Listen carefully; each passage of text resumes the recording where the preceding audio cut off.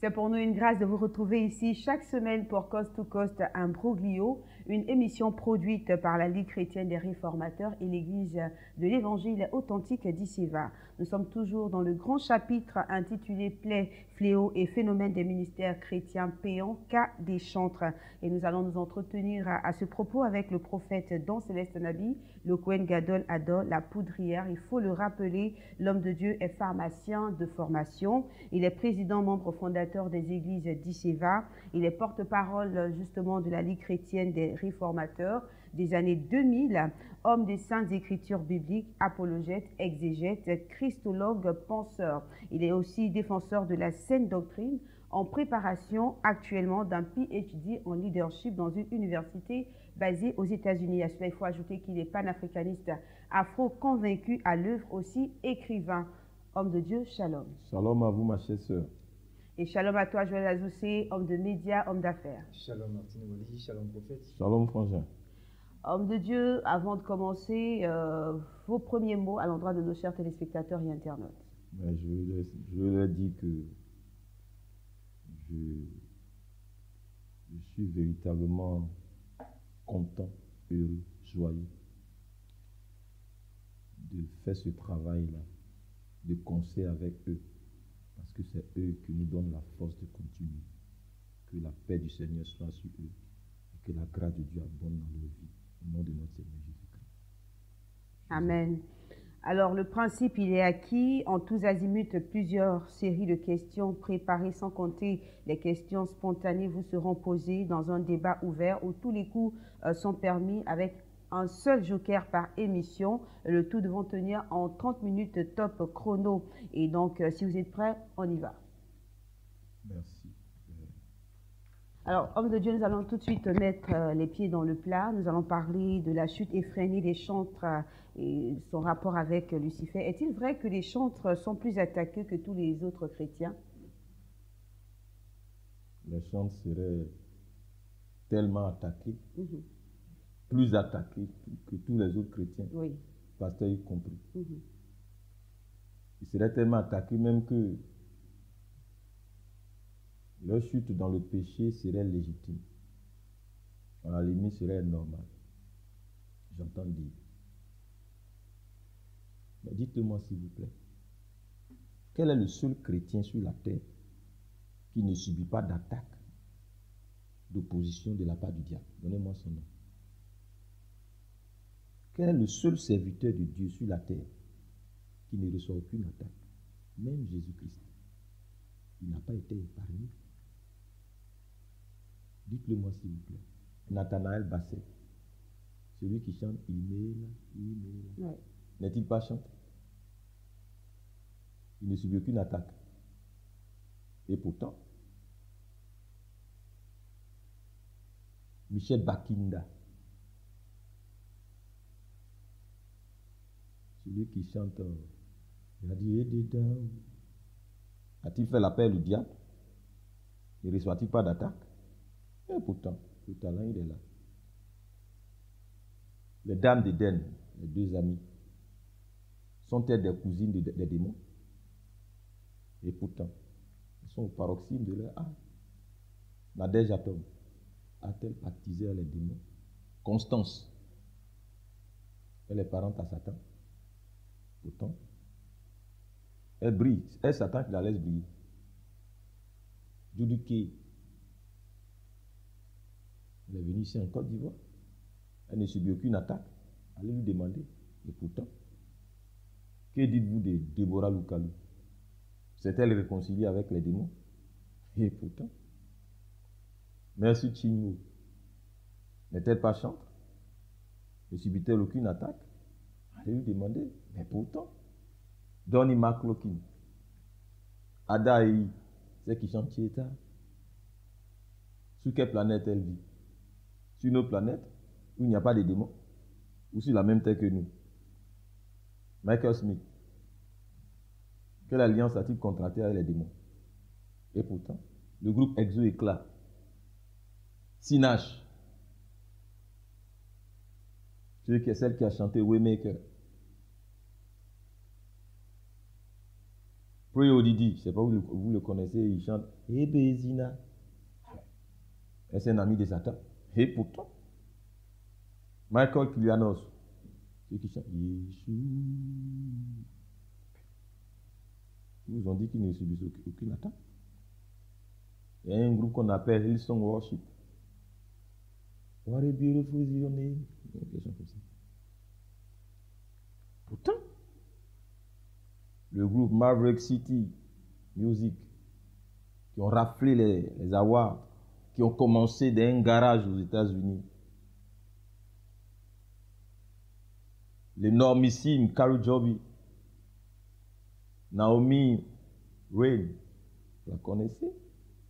Tasha Cobbs, Brooke Heavy Chain, tous ces. La brillantissime Son Misola, que j'ai découvert tout dernièrement à Baby. Elle chante une chanson qui s'intitule Bola, pour ne citer que cela. Voyez, réalisez que les gens manquent de vie de prière, ils manquent de consécration à Dieu, de sanctification, d'inspiration, de foi, de travail, d'endurance dans la foi et dans le travail bien fait. Ils manquent de discipline et ils optent se réfugier derrière les attaques sans solution de Satan. Je ne suis pas d'accord avec.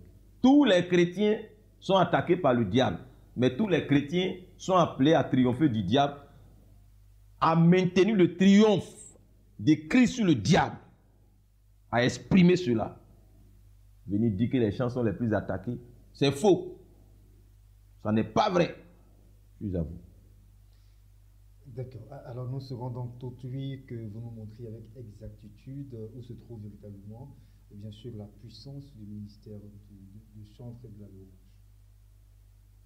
Mon cher Azou, c'est souffrir ce soir que je ne m'attarde pas sur ce que fait et apporte la louange à Dieu, aux églises, aux chrétiens, aux assemblées, aux nations, aux pasteurs, même aux païens.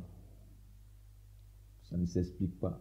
Chacun le voit, chacun le vit, chacun l'a vécu. Sauf que ce jour, je ne m'attarde pas sur ce que cela fait comme dégâts dans le camp des ténèbres. Aujourd'hui, il est question du sort, des réalités existentielles, du traitement des chantres, de ce que vivent les chantres comme tribulation et opprobre, de ce que procure comme bien et avantage aux chantres leur ministère, le ministère qui rend à des milliards de personnes dans le monde. Nous n'allons point faire digression pour ainsi laisser les choses dans le statu quo. On doit revoir le statut des chantres. Je suis à vous. Alors, mais quand même, de façon sommaire, certainement que vous pourriez, en tant que prophète, vous prononcer. Qu'apporte le ministère de la louange et de l'adoration?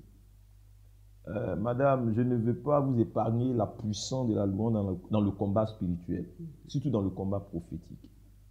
Les exemples bibliques sont légion. Par exemple, en préparation pour la bataille, Josaphat a désigné des hommes pour chanter et louer l'Éternel.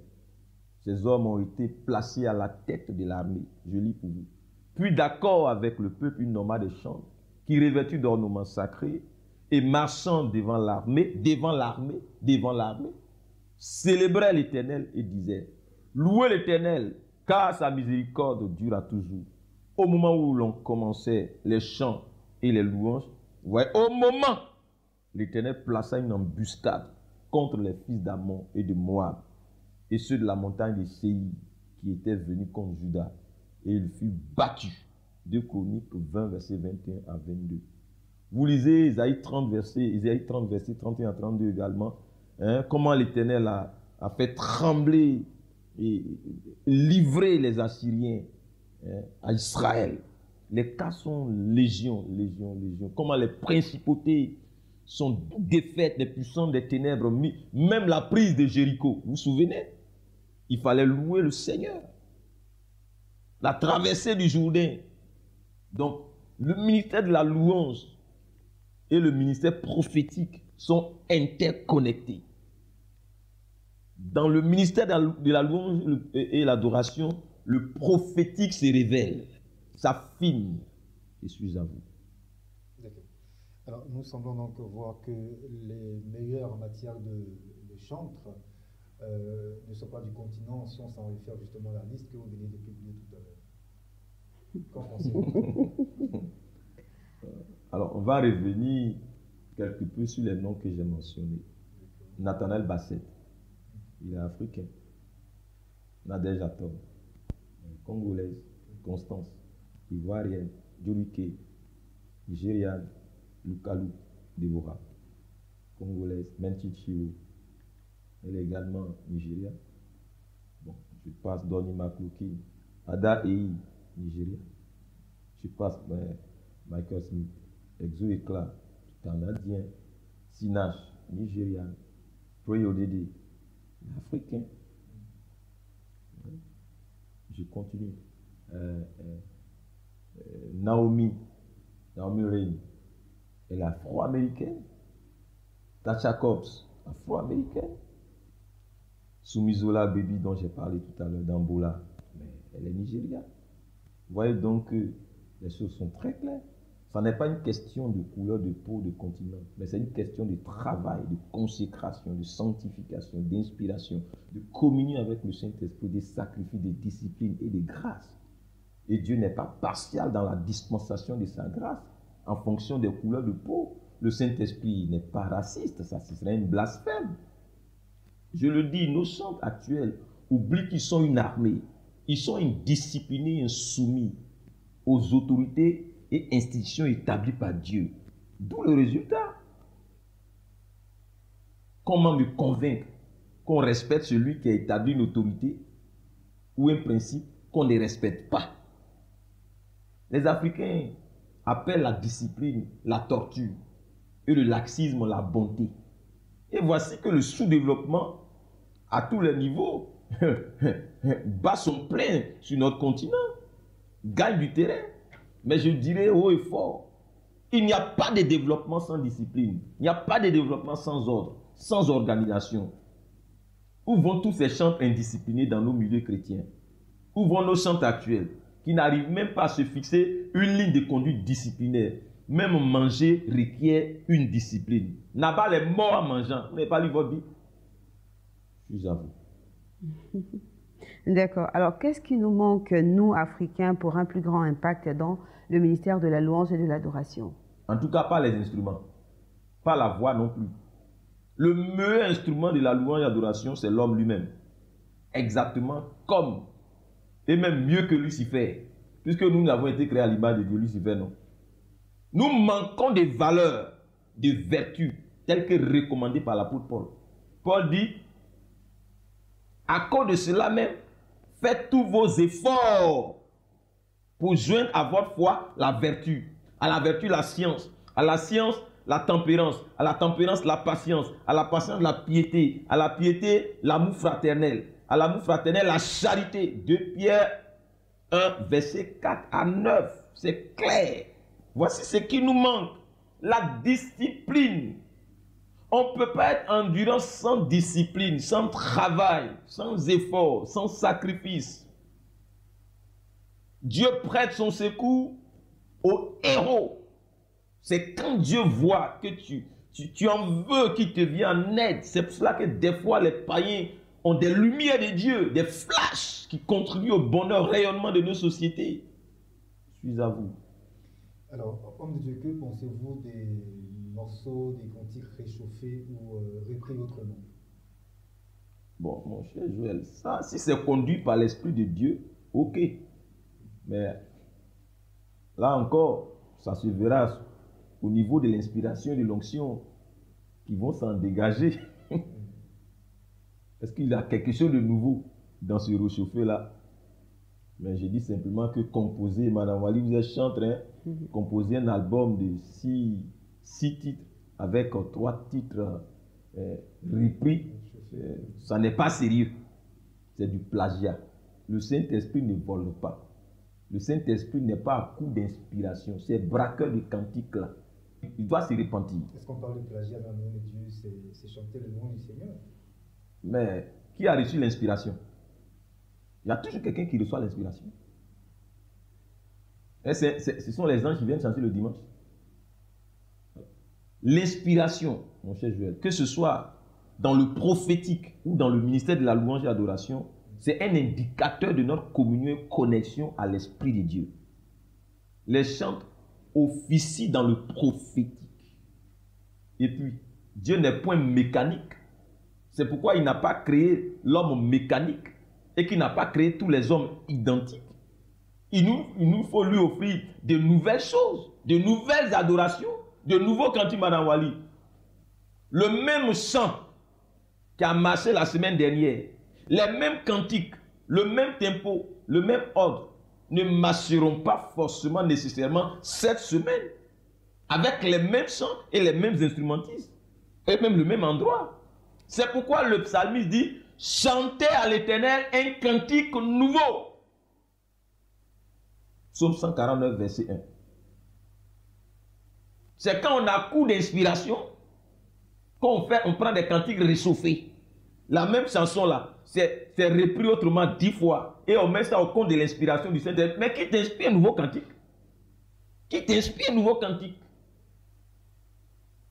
Et puis des fois même quand il chante, il a l'impression que c'est lui qui a reçu la première révélation.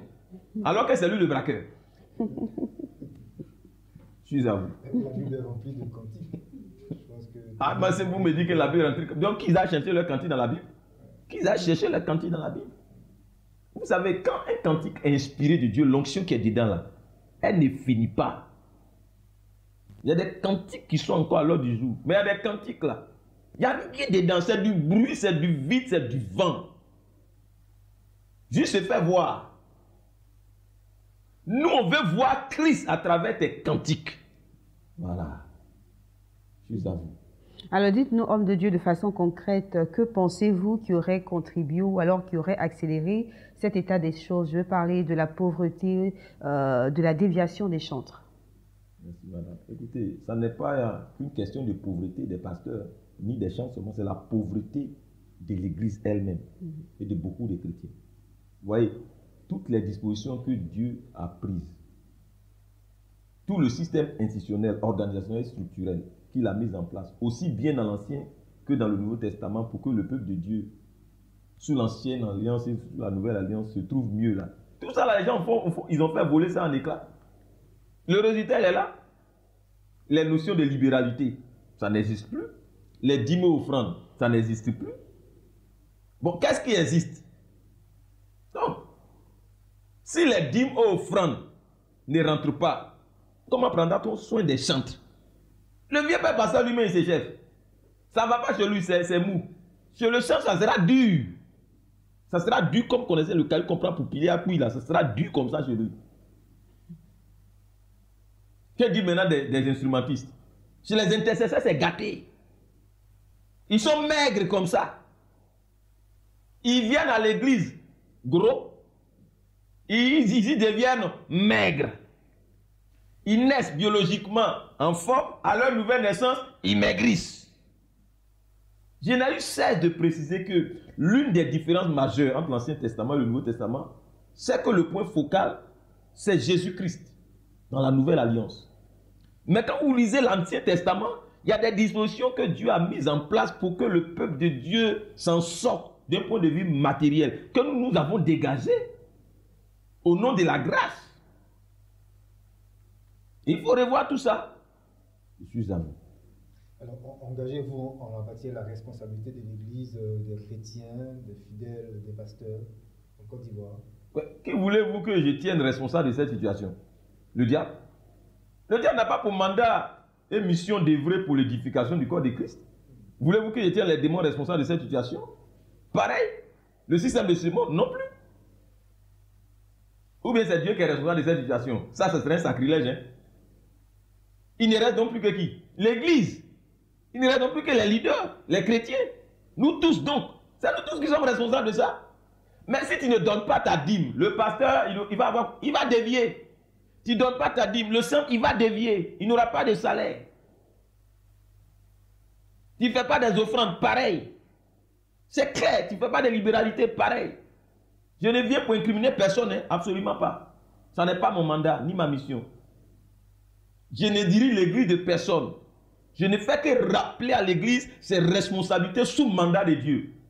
Je ne fais que mettre le corps de Christ face à ses devoirs, à ses droits, à ses responsabilités, par devers un appel divin, un mandat divin. Sinon, les Écritures sont claires, Madame Wali.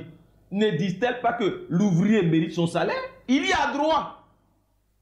Existe-t-il un peuple sur la terre qui ferme son cœur et ses mains à son Dieu et que son Dieu continue d'honorer ou d'exaucer?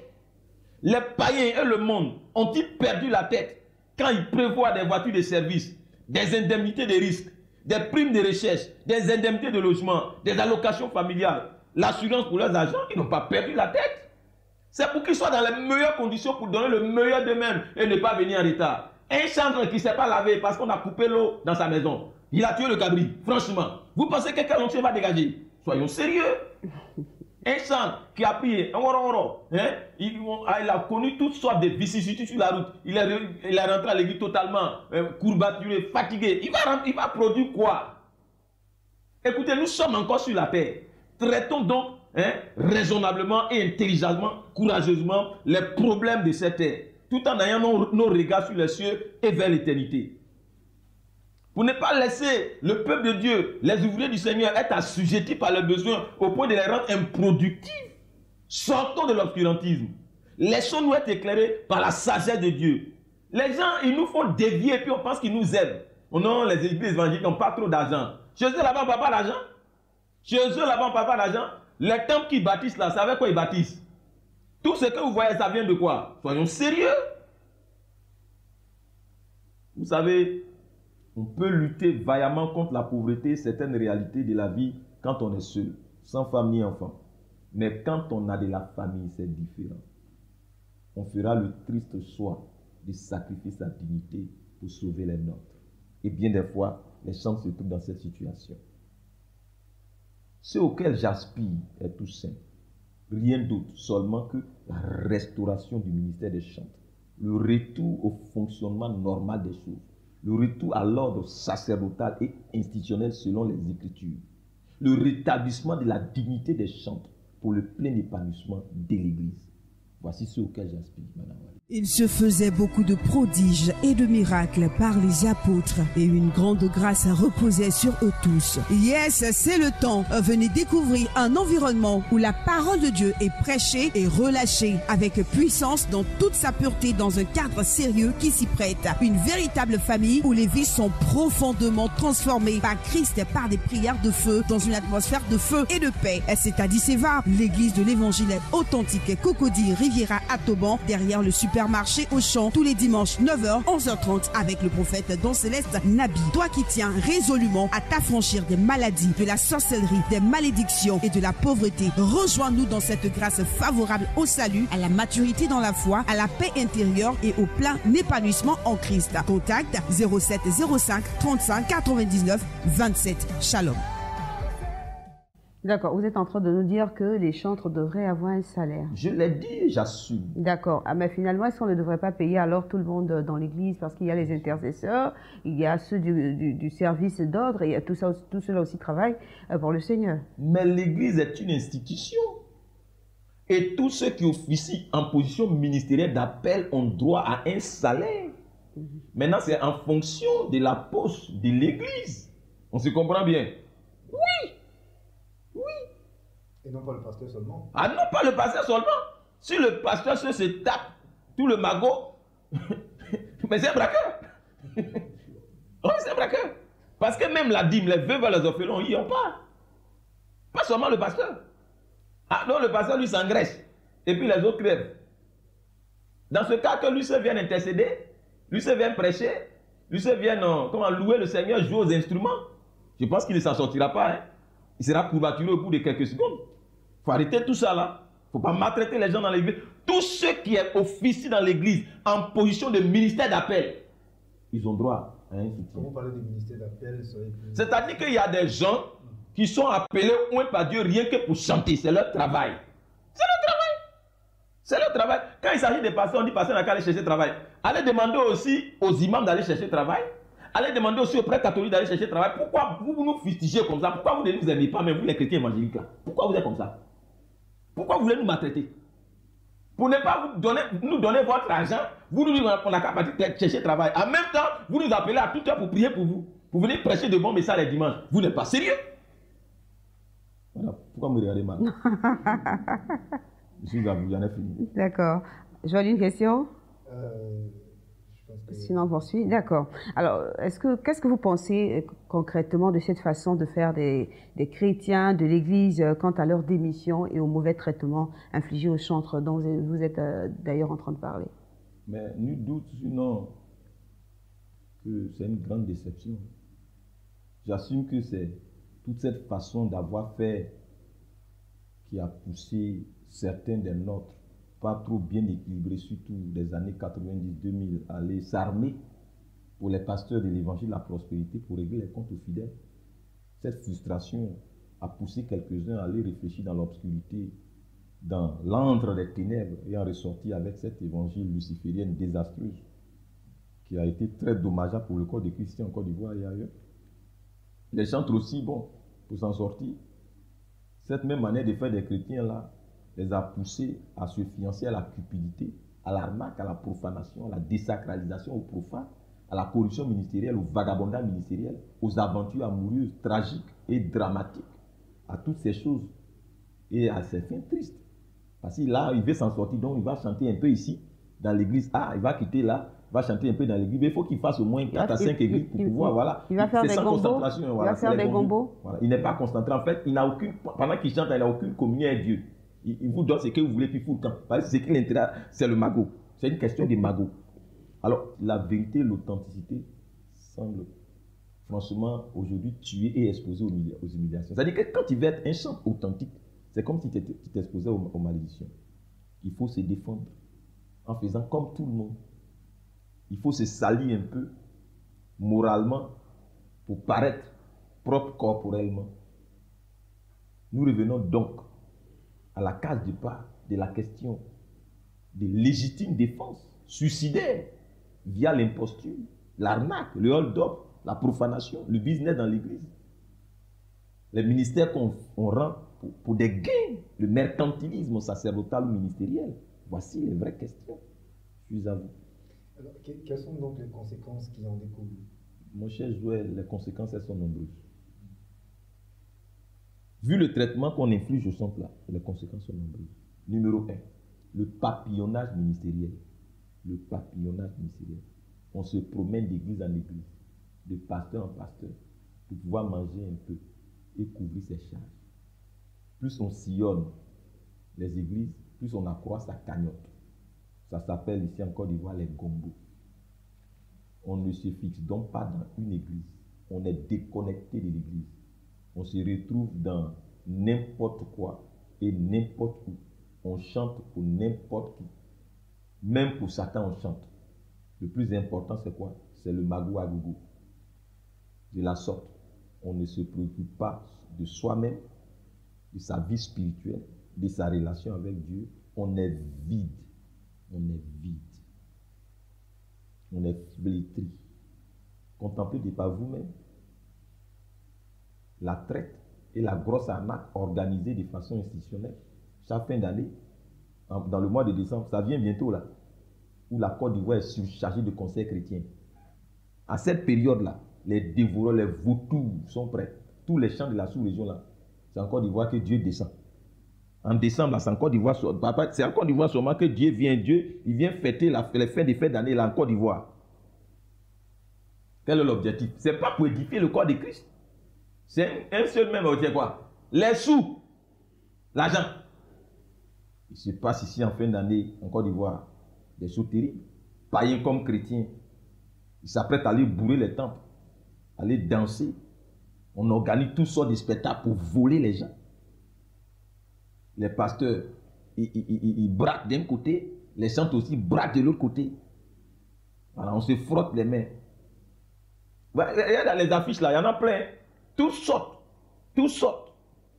En décembre, c'est la traite à gogo. Les concerts chrétiens pleuvent de toutes parts. Dieu il est d'une inspiration particulière en Côte d'Ivoire. C'est la conséquence. Tous les chants de la sous-région se positionnent comme en pèlerinage et en raid. Ça dit quoi? Un coupeur de route. Ou même un braqueur. Vous voyez, le jackpot, il est là. Il faut s'en mettre plein dans les poches. C'est le moment où jamais. Et voilà, allez braquer les chrétiens. Allez organiser des concerts pour braquer les chrétiens. Pour voler les chrétiens. Dans ces concerts-là, tu rentres vide, tu sors vide. Rien n'a été inspiré par Dieu. L'inspiration, là, c'est l'argent. C'est là, le papillonnage, c'est la première conséquence. Voilà, donc on est toujours dans le grand chapitre des conséquences dommageables et maintenant donc du dysfonctionnement dans le ministère des Chantres. Donc vous avez cité le papillonnage ministériel. Est-ce qu'il y aurait donc d'autres conséquences qu'on pourrait aborder? Il y a aussi en deux les dérives dans le ministère des Chantres. Des programmes d'escroquerie, des concerts organisés non par motivation et intention première d'édifier le corps de Christ, mais se faire des sous pour s'en sortir. On vote là d'un culte à Baal, on rentre dans les œuvres de la chair, on exploite le nom de Dieu, on vend et on monnaie le don de Dieu, on commercialise son ministère, on se sent obligé de multiplier le nombre de concerts pour se faire du sou. Franchement, il y a un souci. Une autre conséquence, la confusion, le ministère, le sacerdoce et le métier. Voyez-vous, à cause de la pauvreté, beaucoup de chantres se sont reconvertis en toute autre chose. Ils sont dans tout sauf dans le spectre de leur appel. Ils ont laissé Dieu, l'appel de Dieu, très loin. Ils sont en train de répondre à l'appel des mammons. Une autre conséquence, le tripatouage et la corruption de l'essence du ministère authentique des chantres aux fins de survie. On va prendre une chanson païenne, on l'habille aux couleurs d'une mélodie chrétienne ou inversement, et le tout est joué. Point de Jésus dans l'affaire. Tout est centré sur l'homme. De vrais chants et artistes de Baal, faisant des besoins de l'homme le sang de leur louange et adoration, plutôt que Dieu. Un chant, il est fait pour glorifier Dieu. Une autre conséquence, le recours à des voies et pratiques étranges. Vous voyez, occupé à se chercher afin de pouvoir joindre les deux bouts ailleurs. Vous voyez que le chant, il est fini. Faute d'inspiration, faute de communion avec le Saint-Esprit, faute de communion avec la Bible, faute de vie de jeûne et prière, faute de communion avec sa communauté, parce qu'il est perdu dans l'océan des concerts, en un point fini. Quand il est ainsi fini, étant habitué au bain de la foule et à la célébrité, qu'est-ce qu'il va faire? Comme Saül qui s'est déguisé pour aller voir la commencière, mais comme Saül, le chantre va faire la même chose, aller prendre des feux étrangers. Il devient alors un instrument du diable, un agent de divertissement. Il chante tout et n'importe quoi, parce qu'il n'a pas Dieu, il n'a plus de communion avec Dieu, il n'a plus rien à recevoir de Dieu. Il est vraiment dommage, je le dis, que les chrétiens eux-mêmes aident les gens du monde à l'appauvrissement de l'Église et à la limitation de l'impact de l'Église, pendant que de l'autre côté, les uns estiment qu'ils ont un devoir absolu de contribuer à étendre la domination de leur divinité. Regardez comment les païens soutiennent les leurs pour les encourager. L'esprit et la mentalité de voir tout en grâce, sans rien à offrir, en train de détruire les talents dans l'Église. Ça n'est pas bien. Comme conséquence de la mauvaise prise en charge et du mauvais traitement des chants, je le dis, c'est bien leur bascule dans le faux, dans les feux étrangers, dans les solutions alternatives piégées, dans les voies occultes et obscures de financement, dans le culte de Baal, l'exploitation du nom de Dieu, contre les fidèles eux-mêmes d'abord. Franchement, ça n'est pas sérieux. Comme les gens sont frappés de pauvreté, mais vous savez que la pauvreté insulte des idées dans les pensées de l'homme. La pauvreté fait des propositions équivoques et certains cèdent, je vous avoue. Alors, je vous cite, vous l'avez dit tout à l'heure, comme conséquence du mauvais traitement des chantres, c'est bien le bascule dans du faux, dans le feu d'étrangers, dans les solutions alternatives piégées, dans les voies occultes et obscures de financement des cultes de Baal. C'est quoi les cultes de Baal pour les chantres? Pour les chantres. Alors, le culte de Baal, c'est le fait d'aller contre ce que Dieu a dit dans le décalogue d'Exode 20, verset 7. Tu ne prendras point le nom de l'Éternel ton Dieu en vain, car l'Éternel ne laissera point impuni celui qui prend son nom en vain. Si je veux traduire ça dans le cas des chants, tu ne chanteras point, tu ne loueras point, tu ne commercialiseras point le nom de l'Éternel ton Dieu. Tu ne vendras pas le nom de ton Dieu. Et pour faire simple, le culte de Baal des chants, c'est l'exploitation du nom de Dieu par les chantes.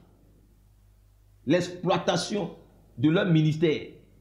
Le culte de Baal des chants, c'est également le fait de tirer un profit intéressé à travers la chose de Dieu, le temple, l'église, la prière pour les âmes, l'évangélisation, les ministères, les dons, les talents, les programmes, etc., etc. Et de façon concrète, voici comment se manifeste le culte de Baal chez les chantres. Si vous avez une question avant que je continue. On va terminer avec ça justement. Merci. Alors, chez les chantres, le culte de Baal se manifeste sous plusieurs formes et de plusieurs manières. L'une des manifestations ostensibles, c'est que les chantres ne sont pas affiliés à une assemblée. Ils ne s'affilient à aucune assemblée. Ils ne sont sous l'autorité d'aucun leader. Et si vous trouvez un chantre dans ce schéma qui n'appartient à aucune église, qui n'a autorité de personne, c'est un chantre de Baal. De répéter. Peuple de Dieu, j'ai dit, si vous trouvez un chantre qui n'a affilié à aucune église, qui n'est sous autorité d'aucun pasteur, celui-là, c'est un chantre de Baal. Parce qu'il ne veut s'attacher à personne pour ne pas avoir à rendre compte et ainsi faire ce qu'il a envie de faire. Les chantres de Baal ne mettent pas dans leur cantique l'accent de la centralité de l'œuvre expiatoire et propitiatoire de Jésus-Christ. Ils équipent littéralement la personne de notre Seigneur Jésus-Christ pour deux priorités. Si vous voyez un chant qui ne chante pas le nom de Jésus-Christ, c'est un chant de Baal. De répéter. Un chant qui ne chante pas le nom de Jésus-Christ, c'est un chant de Baal. Les chantres de Baal excitent les gens, les sens des gens et les émotions des gens. Rien dans leur cantique ne tire son inspiration des Écritures nues du Saint-Esprit. Ils s'accommodent à la mouvance et à la mode. D'où le zougou chrétien, le coupé décalé chrétien, le dombolo en Christ. Ils sont suspendus au crochet de l'inspiration du monde. Ce sont ceux-là, les chants de Baal. Ils chantent pour distraire, ils chantent pour chanter, et ils font beaucoup de bruit. Si vous voyez un chanteur qui allait prendre une mélodie du monde pour se l'approprier, une mouvance mélodieuse du monde, pour venir en Christ, dans l'église, dans la foi, dans le corps de Christ, lui là, c'est un chant de Baal. Les chants de Baal ne se dédient en aucune église, en aucun pasteur, en aucune invitation. Ils presteront partout. Elles vont prétester que c'est le Saint-Esprit qui les y amène pour y chanter. C'est possible que le Saint-Esprit le fasse. Mais il doit avoir une ligne préétablie que seul le Saint-Esprit peut vous pousser à outrepasser dans sa souveraineté. C'est-à-dire que le Saint-Esprit peut vous conduire à aller prester dans une assemblée païenne. Ça, c'est le Saint-Esprit. Mais vous-même, vous levez pour aller chanter au milieu des païens pour avoir l'argent. Vous êtes un chant de Baal. C'est disposé pour aller chanter n'importe où, sans consulter Dieu. C'est le ministère de Baal et de Mammon. Les chants de Baal font les éloges des hommes dans leur cantique. Si vous voyez un chant qui magnifie un pasteur, qui magnifie une autorité dans sa chanson, celui-là, c'est un chant de Baal. De répéter, Madame Wali. Je répète, peuple de Dieu. Si vous voyez un chant qui magnifie un pasteur, qui magnifie une autorité politique, administrative ou autre dans sa chanson, celui-là, c'est un chant de Baal. Les chants de Baal chantent les noms des gens à la gloire de ces gens, faisant ainsi basculer les gens dans l'anthropolatrie, le culte de l'homme, le culte de la personnalité, le narcissisme à son paroxysme. Les cantiques des chants de Baal passent partout, sans laisser aucune trace d'attraction vers Dieu, sinon que des distractions et des divertissements. On chante leurs chansons dans les maquis, ça ne dit rien à personne, dans les boîtes de nuit. Ce sont des chants de Baal. La vision et le but du ministère des chants de Baal, c'est leur intérêt personnel, direct ou indirect. Dans le ministère des chants de Baal, ça n'est pas tellement le désir d'édifier les croyants. ni de permettre de construire une belle relation avec Dieu. Mais c'est pour leur gloire personnelle. C'est comment ils vont avoir une certaine visibilité. Comment ils vont avoir les regards sur eux. Le nombre de vues sur... Ouais, le nombre de vues, c'est ce qui les intéresse. Dans le ministère des chants de Baal, c'est les gemmes, la conquête des gemmes. Ce n'est pas vraiment Dieu qui fait l'objet de leur programme. C'est le matériel. Et ça, il faut changer cela, madame. Les chants de Baal, je termine, laissent le cœur des chrétiens vide et assoiffé de la présence de Dieu. Je suis là. Je crois qu'il n'y a plus rien à ajouter. Nous allons partir directement pour la conclusion de cette partie. Merci. Je voudrais dire au peuple de Dieu qu'il y a des cantiques qu'il faut zapper. Il ne faut même pas écouter ça. C'est pas la peine. Alors, si tu écoutes ça, c'est comme tu donnais gloire à Satan. Il y a des vues qu'il ne faut pas donner à certaines personnes. Il y a des j'aime qu'il ne faut pas donner à certaines personnes. Il y a de la visibilité qu'il ne faut pas donner à certaines personnes. Parce que tu ne sais pas. Quand tu vois leur vie, quand tu vois tout ce qui... Non, c'est pas la peine. Le ministère de la louange, de l'adoration a cette capacité-là, que ce soit du côté de Dieu, du côté du diable, de hisser l'esprit de l'homme dans le monde spirituel, soit du côté de Dieu, soit du côté du diable, et de déposer quelque chose sur vous. Donc, ce que vous écoutez là, il peut déverser une notion qui va dévaster votre vie. Vous fermez les portes. Est-ce que vous savez qu'il y a des chanteurs qui vont tirer leur inspiration sur les cimetières, les sons du cimetière? Vous ne savez pas ça? Les sons à la morgue. Vous ne savez pas ça? Des sons des forêts denses où les esprits, ils vont là-bas. Il y a des musiques qui ne sont pas de ce... Ça vient de nos systèmes. Je vais m'arrêter là, qui n'est pas allé trop loin. Un chrétien ne veut pas écouter la musique profane, ni la jouer au cours de mariage, de l'anniversaire. Qu'est-ce qu'il cherche exactement celui-là? Il cherche quoi? Qu'est-ce qu'il cherche? Ce chrétien, vous voulez dire? Ce chrétien cherche quoi? Tu es chrétien et tu joues la musique chrétienne à la gloire de qui? La musique païenne. De Jésus-Christ. Et tu es chrétien, tu joues la musique païenne à la gloire de qui? De Jésus-Christ. Mais quand tu joues la musique païenne, qui t'invite? Qui t'invite maintenant? Soyons honnêtes. Quand tu joues la musique païenne, tu invites qui à ta cérémonie? Non, le chef de... C'est qui? C'est qui? C'est Satan. Je suis d'accord.